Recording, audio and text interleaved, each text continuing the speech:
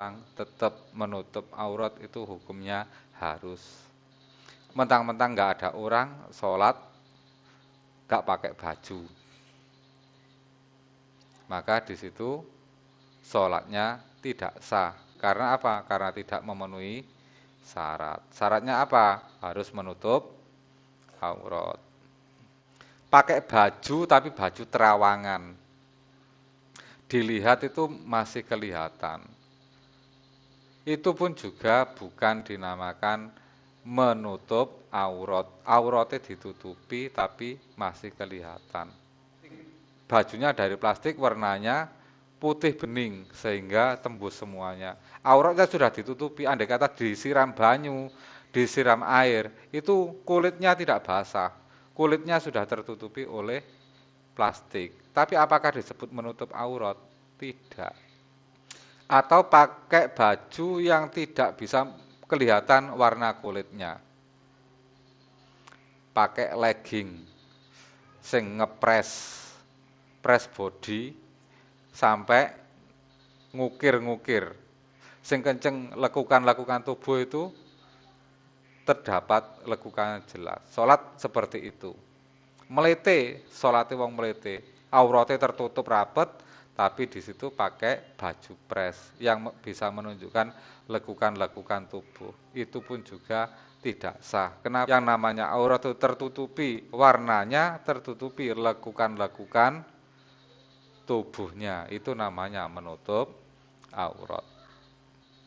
Baju yang digunakan ini tidak harus baju yang baru atau baju yang bagus, enggak.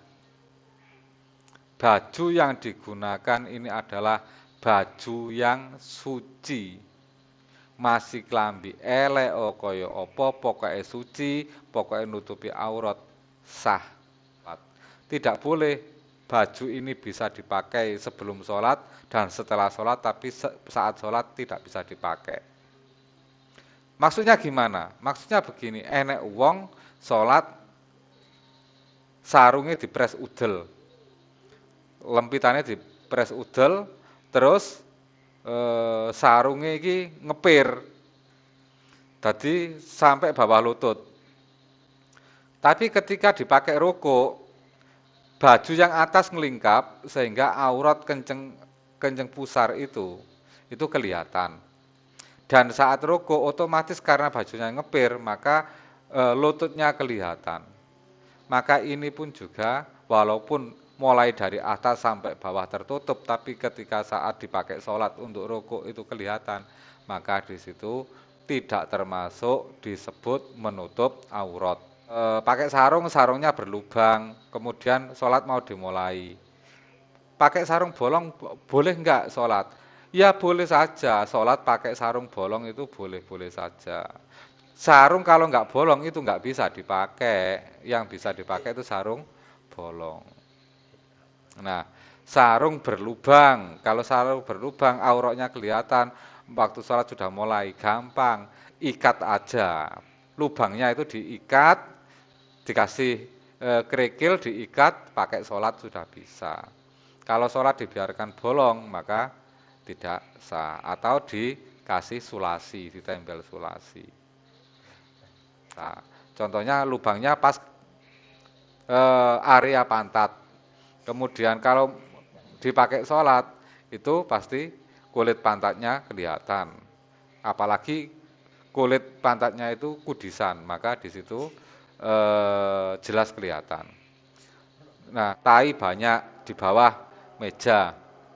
Kemudian karena ini banyak tainya dipakai sholat gak bisa, langsung mejanya ditempati sholat.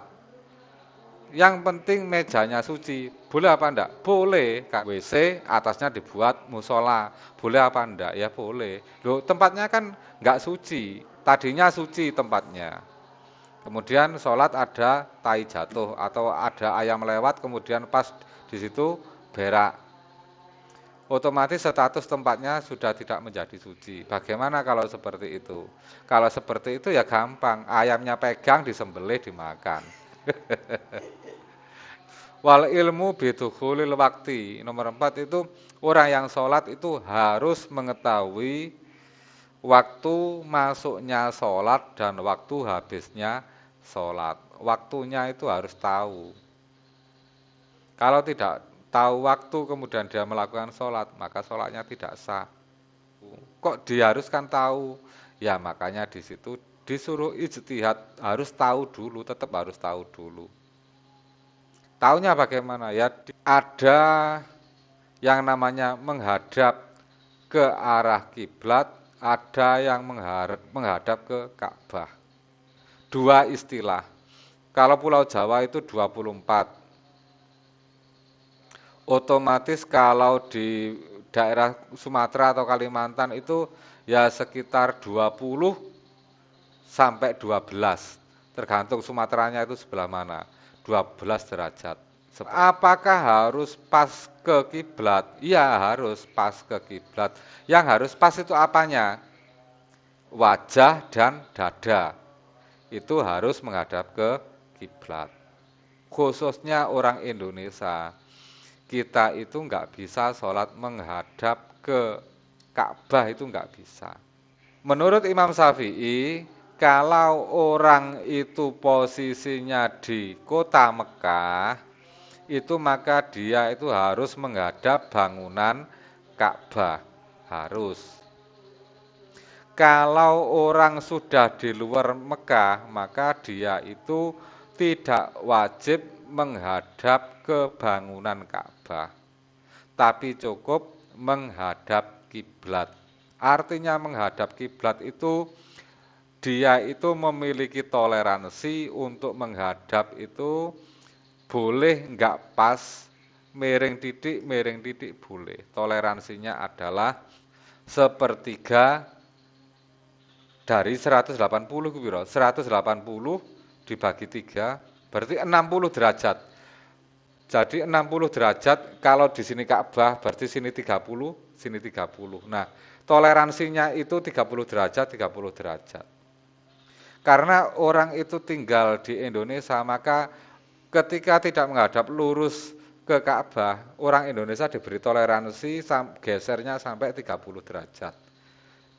Ke kanan 30 derajat, itu masih sah menurut Imam Syafi'i. Karena orang disuruh sholat menghadap lurus ke bangunan Ka'bah itu jelas gak bisa untuk wilayah di Indonesia. Karena apa? Karena selisih 1 derajat saja di sana sudah berkilo-kilo dari bangunan Ka'bah. Maka untuk syarat sholat itu menghadap arah kiblat untuk wilayah di luar Mekah. Kalau di Mekah harus menghadap bangunan Ka'bah. Fenomena kemarin itu bahwasanya untuk wilayah Indonesia ternyata arah kiblatnya keliru. Arah kiblat yang masih menggunakan 12 derajat disuruh merubah bangunan masjidnya, dibongkar atau dikasih garis pada titik 24 derajat. Padahal itu adalah tidak salah pun juga kurang benar, tidak apa-apa. Karena kita sholat itu disuruh menghadap kiblat, tidak disuruh menghadap bangunan Ka'bah. Karena wilayahnya di luar Arab. Diharuskan untuk meluruskan ke 24. Itu kan untuk meluruskan arah. Kenyataannya tetap nggak pas. Tetap nggak pas.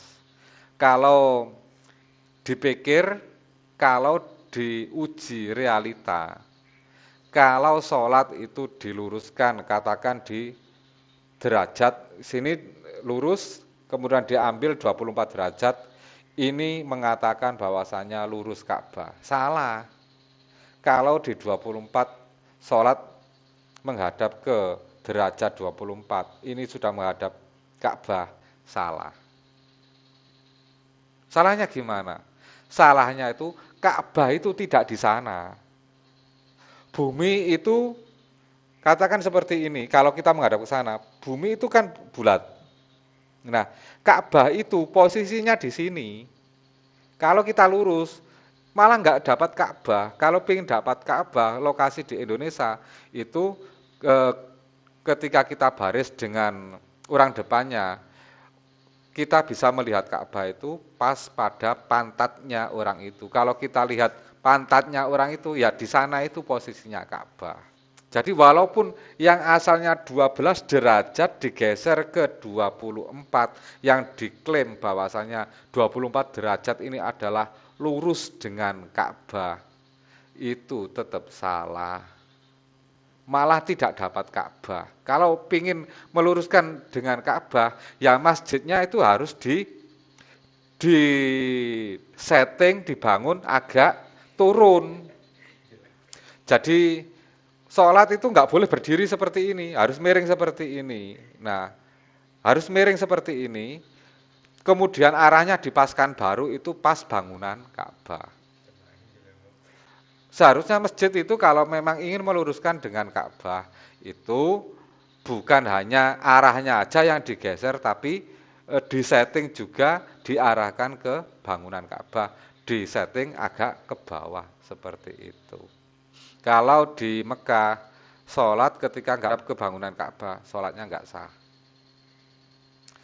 Di luar Mekah, nggak harus menghadap bangunan Ka'bah, cukup menghadap kiblat. Toleransinya berapa tadi? 30 derajat samping kanan, 30 derajat samping kiri, cukup.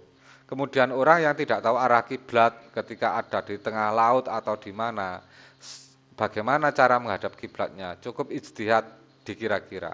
Orang itu boleh sholat tidak menghadap kiblat. Pada kondisi dua kondisi. Pertama yaitu pada saat benar-benar ketakutan. Kemudian yang nomor dua yaitu sholat sunat di atas kendaraan. Ini sampai di situ saja. Ada yang tanyakan? Kalau nggak ada, sekarang pertanyaannya begini. Sholat itu kan harus menutup aurat. Bagaimana kalau auratnya sudah ditutup kemudian dibuka teman, atau dibuka anak kecil, atau terhembus angin kemudian terbuka?